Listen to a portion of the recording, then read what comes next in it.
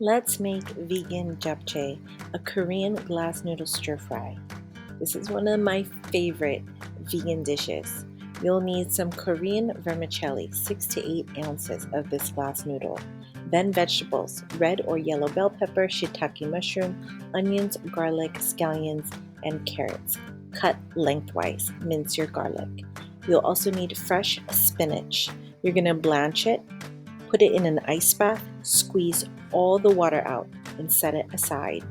Make japchae sauce with 3 tablespoons of soy sauce, 2.5 tablespoons sesame oil, and 2 tablespoons of brown sugar. Add some black pepper. Cook your noodles per the package instructions.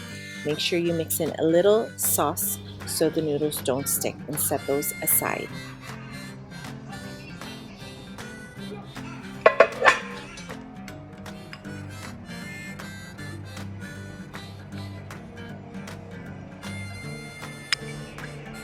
Add your oil to a hot pan.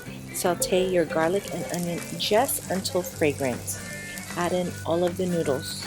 Add in all of the japchae sauce and mix. Remove and set aside.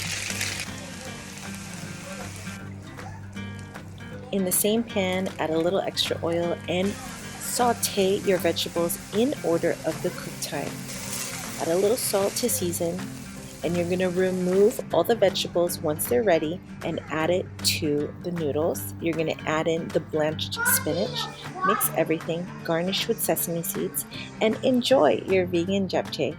It goes great with rice on the side and some spicy sauce. Enjoy!